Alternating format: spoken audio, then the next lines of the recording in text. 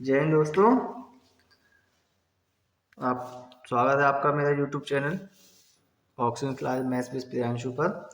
ठीक है, आपके 7 चैप्टर्स आपके हो चुके हैं। 8वां चैप्टर रेशियो एंड प्रोपोर्शन का आपका चल रहा है। ठीक है,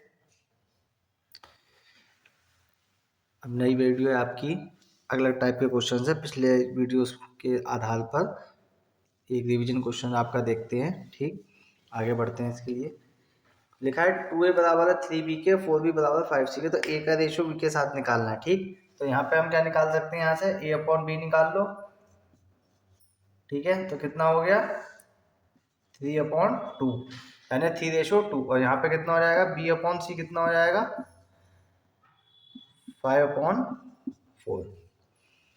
ठीक है, अब देखो a का रेशियो b के साथ, अब b का रेशियो c के साथ।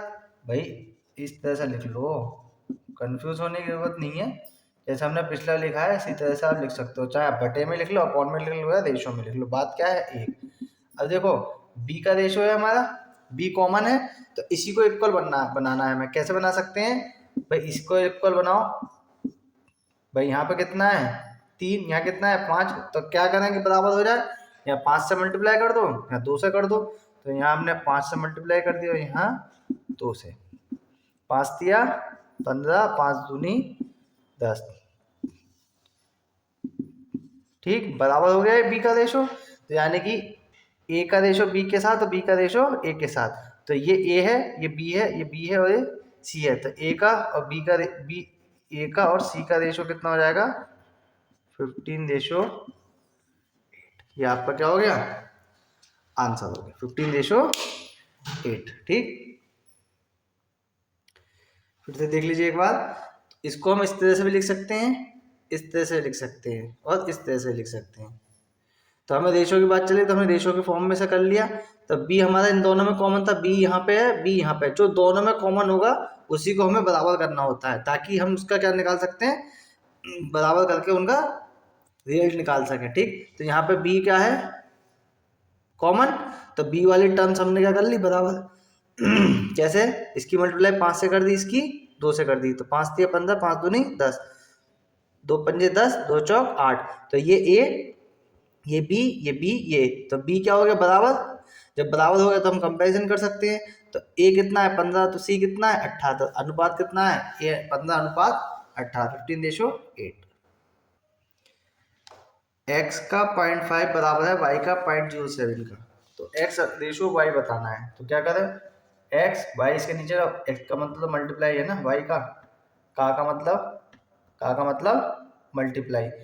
ठीक, एक्स नहीं रहने दो, वाई इसके नीचे ले जाओ 0.07। ये इसके कहाँ चले जाएगा नीचे। ठीक, यहाँ कितने बाद पॉइंट है 2 के बाद, यहाँ कितने बाद है 1 के बाद। तो बराबर कर लिया, हटा दिया, तो कितना हो गया 7/50।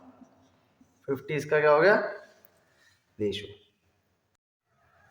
अगला सवाल है 15:19 में क्या घटाया जाए कि नई संख्या 3:4 हो जाए। ठीक, तो मान लो संख्या हमने एक्स घटाई, तो 15/x संख्या घटा दी इसमें से। अब कितनी बन जाए 3/4, क्रॉस मल्टीप्लाई कर दो, 15 चौका 60, 4x, 19 तिया 57, -3x, एक्स वाले एक तरफ, बिना एक्स वाले एक तरफ, ये इधर चले जाएगा 3, ये इधर जाएगा तो प्लस का हो जाएगा। कितना आ गया 3। कितने सेकंड में हो गया सवाल 10-15 सेकंड में। जब पेन चलेगा तो सीधे यहाँ पे अपने आप डायरेक्ट करना शुरू कर दोगे। ठीक है ना, क्या करा हमने 15/19 में से क्या घटाया जाए, एक्स घटाया जाए। कितना घटाया जाए एक्स घटाया जाए, नई संख्या 3:4 हो जाए। तो हमने मान लिया एक्स संख्या घटाई है, क्रॉस मल्टीप्लाई कर दी, एक्स वाले एक तरफ, बिना एक्स वाले एक तरफ। एक चीज ध्यान रखना, यहाँ पे जब मल्टीप्लाई होगी तो दोनों से होगी। ठीक है ना, तो 15 चौका 60, 4x, 19 तिया 57, -3x, एक्स वाले एक तरफ, बिना एक्स वाले एक तरफ। 750 को इस प्रकार बांटा गया है कि a/b 5/2 है, b/c 7/13 है। तो a का अनुपात बताना है। ठीक है, तो यानी कि 750 को a b c में इस तरह से बांटा गया है कि A अनुपात B 5:2 है, B अनुपात C 7:13 है, तो A का अनुपात बताना है कितना है। ठीक, एक स्टेटमेंट इनको करने के लिए याद रखना, जो मैं कंसेप्ट बताता हूँ उसमें एक लाइन याद रखो कि जैसे परसेंटेज में मैंने बताया था कि कोई भी चीज़ खुद में होती है तो 100% होती है, वो दिए हुए अमाउंट के या किसी भी चीज़ के बराबर होती है। तो यहाँ पे जो टोटल हमारा रेशो निकल के आएगा, वो टोटल रेशो जो होगा वो इस 750 रुपये के बराबर होगा। टोटल जो होगा हमारा वो टोटल रेशो के बराबर होगा, ये याद रखना है बस हमेशा। जैसे मैंने बताया था एवरेज वाले में बताया था कि भाई हमें टोटल पे ध्यान देना कि कुल कितनी है वो चीज़, ऐसी करके इसमें ध्यान रखना है कि कुल रेशो हमारा कुल कितना है। ठीक, तो हमने पिछले सवाल में जो करा था वो तुम्हें करते चलना है। ए रेशो भी कितना है हमारे पास 5:, बी और सी कितना है, ठीक 7:13। अब देखो यहाँ पे बी कॉमन है तो इस वाले को बराबर करो, यहाँ पे 7 से मल्टीप्लाई कर दो और यहाँ पे किससे कर दोगे 2 से। अब रेशो कितना हो गया 7×5 35 और 7×2 14, 7×2 14 और 13×2 26, ये बराबर हो गया। अब देखो ए बी सी का रेशो 35 रेशो 14 रेशो 26, यानी कि ए कितना है 35, ए कितना है 35 और टोटल रेशो कितना है, इनको जोड़ दो टोटल रेशो, ये टोटल रेशो किसके बराबर होगा 750 के बराबर होगा। तो यहाँ से हम अगर टोटल रेशो निकालें तो कितना हो गया 26 और 14 40, 40 और 35 75, यानी कि ये 75 जो रेशो हैं वो कितने के बराबर है 750 के, यानी कि एक रेशो कितने के बराबर है, भाग कर दो कितना आया 10, और हमारे पास हमें निकालना किसका है ए का, ए का पूछा ना, ए का निकालने के लिए कितना रेशो ए कितना है 35, 35 से क्या कर दो मल्टीप्लाई, तो कितना आ गया 350, कितना आ गया 350 आपका आंसर आ गया। ठीक है भाई, ध्यान हमें किस चीज़ का रखना है कि वो टोटल कितना है, टोटल रेशो में कितना है। आगे वाले चैप्टर्स जो आएंगे वहाँ पे भी ये कंसेप्ट लगेगा। ठीक, कोई भी कितना ही बड़ा क्वेश्चन हो आपका, लंबे से लंबा हो छोटे से छोटा हो, वो 1 मिनट के अंदर हो जाएगा। थोड़ा सा लैंग्वेज ज़्यादा हो जाएगी तो 1 मिनट में होगा, लैंग्वेज कम होगी कम होगा तो वो 15-20 सेकंड 30 सेकंड में आपका हो जाएगा, लेकिन वो हो जाएगा आपका, कोई भी सवाल आपका हार्ड नहीं है। फिर से एक बार देख लो सवाल को कि 750 को इस प्रकार बांटा गया, ए रेशो भी कितना है 5:2 और यहाँ 7:13, तो हमें टोटल जो है उस टोटल को रेशो के बराबर निकालना है। तो यहाँ से हमने रेशो क्या है पिछले सवाल में जो करते आ रहे थे वही करा हमने, बी यहाँ पे कॉमन है तो बी को हमने ए का बी से निकाला तो बी का सी से, तो यानी बी वाले को क्या कर लो इक्वल कर लो। कैसे इक्वल करोगे, इसकी मल्टीप्लाई 2 7 से, इसकी 2 से क्रॉस कर दिया, फिर यहाँ पे 35:15 14 और 14:26, ये क्या होगा ए, ये क्या होगा बी, ये क्या होगा सी। अब इसमें से वो ये भी पूछ सकता था कि बी और सी में डिफरेंस कितना है, तो बी और सी में कितना है डिफरेंस 12 का, तो टोटल जो 75 रेशो है हमारे वो किसके बराबर है 750 के। तो ए का कितना हो गया मल्टीप्लाई कर दिया भाई 35 से, आंसर आ गया आपका।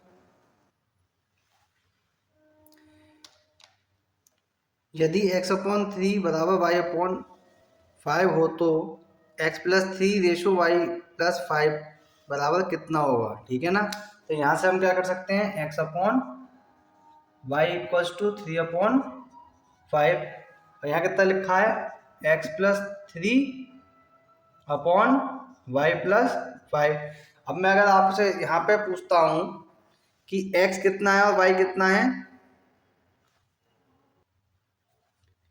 भाई इसमें x कितना है 3, y कितना है 5, x की जगह कितना रख दोगे 3, y की जगह कितना रख दोगे 5, 3 और 3 6 और 5 5 10, तो कितना आया इसका भी अनुपात कितना है 3:5।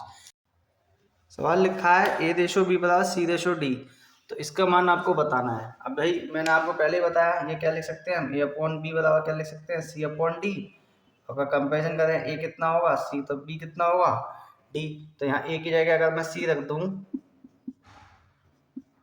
अपॉन और बी की जगह डी रख दूं, यहाँ से क्या कॉमन आ गया, क्या हो गया कॉमन, इसमें सी कॉमन हो गया, भाई सी कॉमन हो जाएगा नहीं,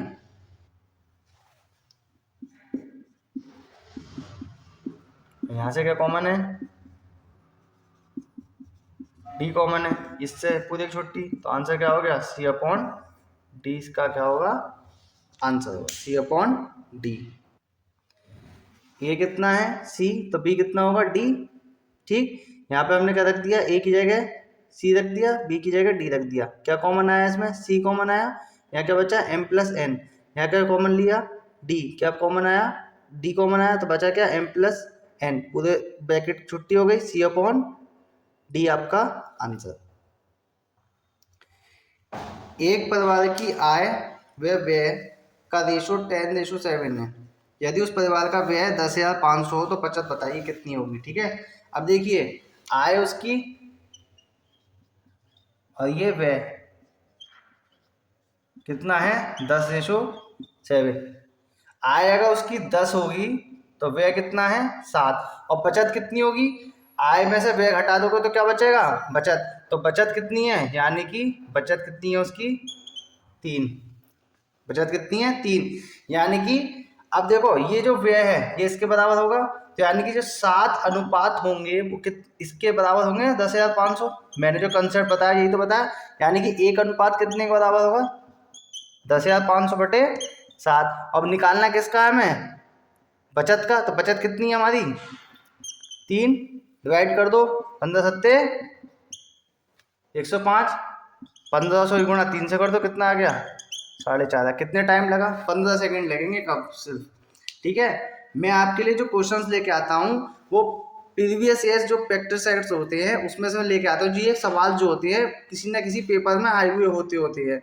ठीक है, जो आपका चाहे वो एसएससी का हो, बैंक का हो, वीडियो का हो, ठीक है ना, यूपीएससी का हो, लोअर पीसीएस का हो, पीसीएस का हो, उसमें से ये क्वेश्चंस मैं निकाल के लाता हूँ, तब मैं आपको करवाता हूँ छाट के, जिससे कि छांटने के बाद उसमें से छांटता हूँ तो हर लेवल के क्वेश्चन छांट के लाता हूँ मैं आपके लिए।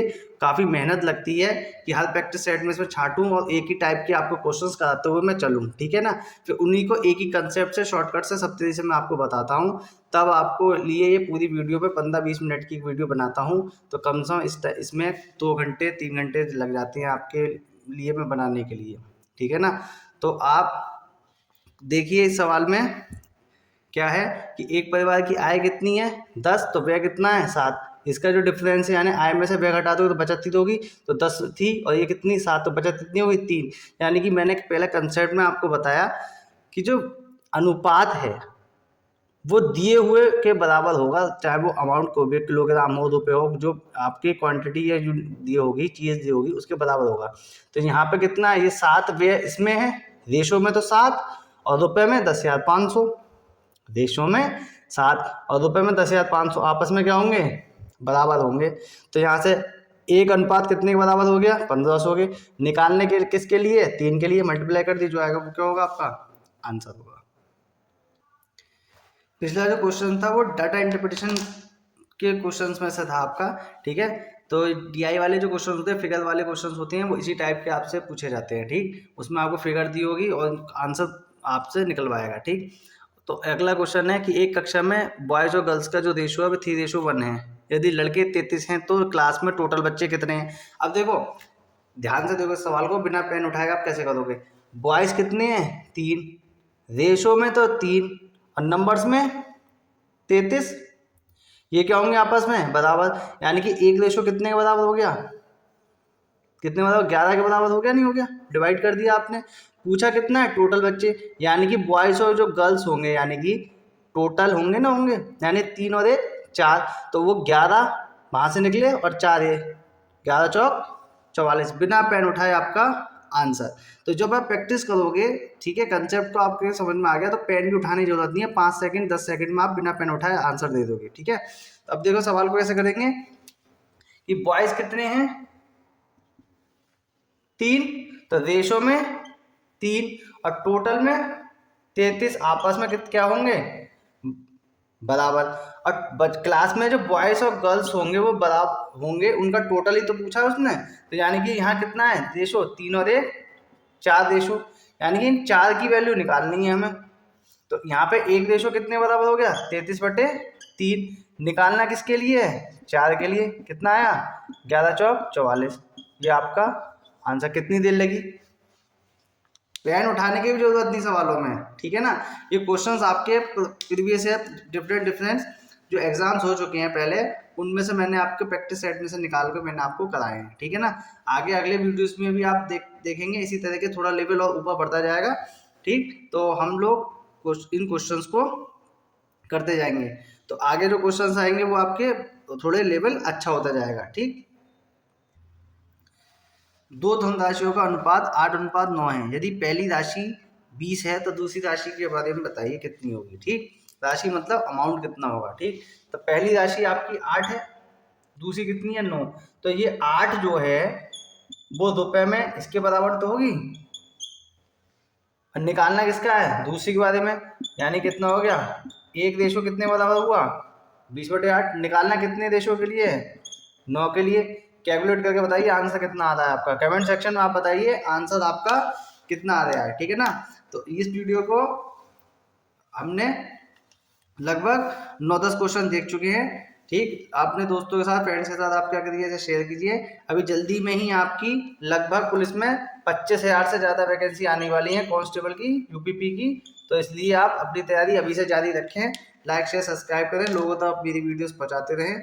आज के लिए इतना ही, थैंक यू, गुड नाइट, जय हिंद, वंदे मातरम, भारत माता की जय।